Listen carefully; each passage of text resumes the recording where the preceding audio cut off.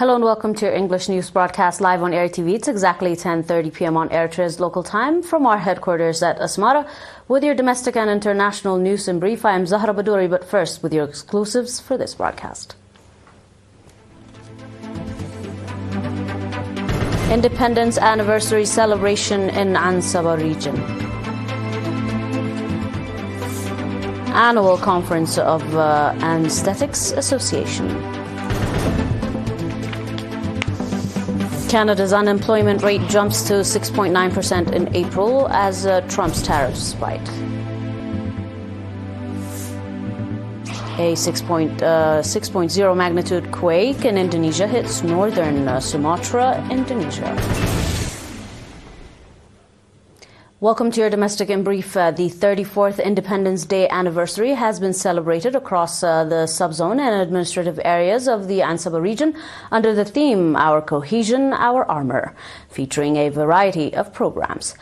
Mr. Siraj Haji, chairman of the Holidays Coordinating Committee in the region, stated that the preparations to celebrate the 34th Independence Day anniversary at the regional level in Karan have been finalized. The celebration, which began on 6th of April throughout the region, included modern and traditional sports activities, schools and Independence Day week, and other events. Mr. Siraj also indicated that the upcoming celebratory event, scheduled to take place from 19 to 23 May, will include seminars, documentary screening, and historical films targeting the youth, street culture and performances, community gatherings and carnivals, and more. He further called on the public to enhance their participation in the celebrations by decorating their surroundings to mark the occasion colorfully.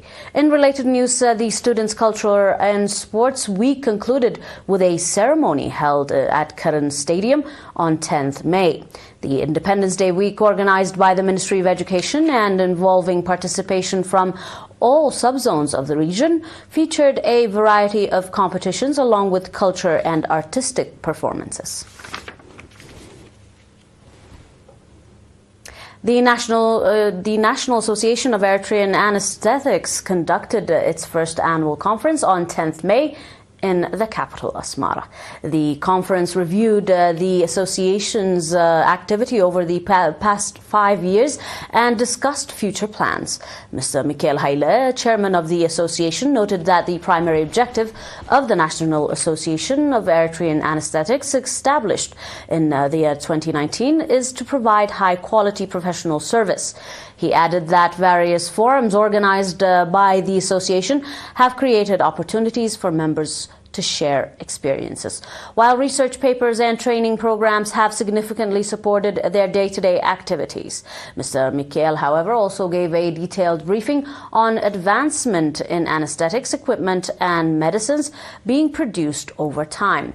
He emphasized that the investment made by the Ministry of Health on modern technology and in human resources development also have led to qualitative improvement in the field.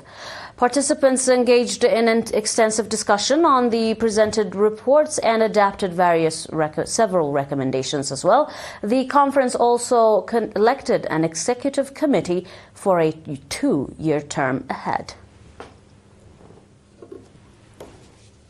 Stay tuned for your international after this.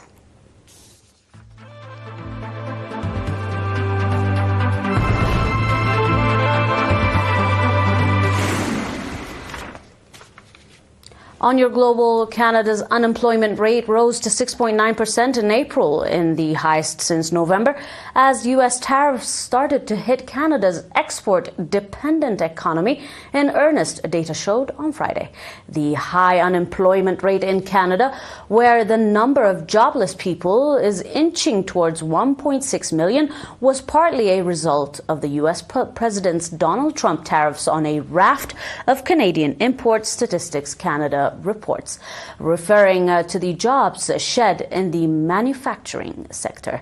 It also said that overall the employment number was largely flat, with minimal gains of net 7,400 jobs in April. This was in contrast to a loss of 32,600 jobs the prior month. Analysts polled by Reuters had predicted employment to increase by 2,500 people and the unemployment rate to increase to 6.8%.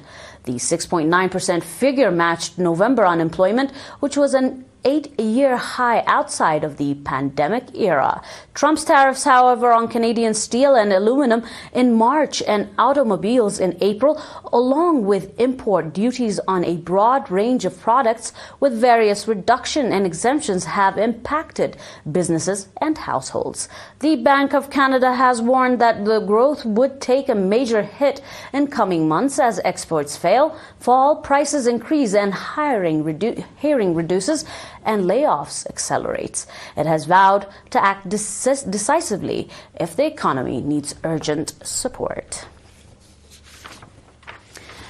An earthquake with a magnitude of 6.2 jolted North Sumatra, Indonesia at 0857 GMT on Sunday. The GFZ, German Research Center for Geosciences, reported in Xinhua Reports news agency. The epicenter, with a depth of 89.4 kilometers, was initially determined to be at 3.73 degrees north latitude and 97.03 degrees east longitude.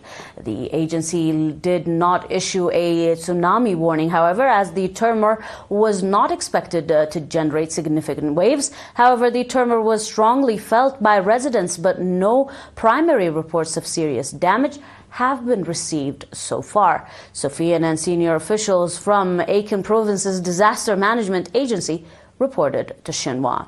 Indonesia, however, an archipelago, frequently experiences earthquakes due to its location within the seismically active Pacific Range of Fire. The country also has 127 active volcanoes and a high tectonic plate activity.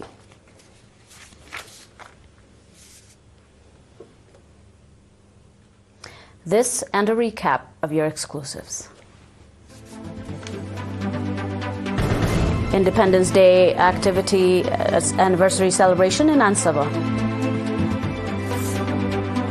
Annual reference of Conference of Anesthetics Association. Canada's unemployment rate jumps to 6.9% in April. A 6.0 magnitude quake hits northern Sumatra, Indonesia.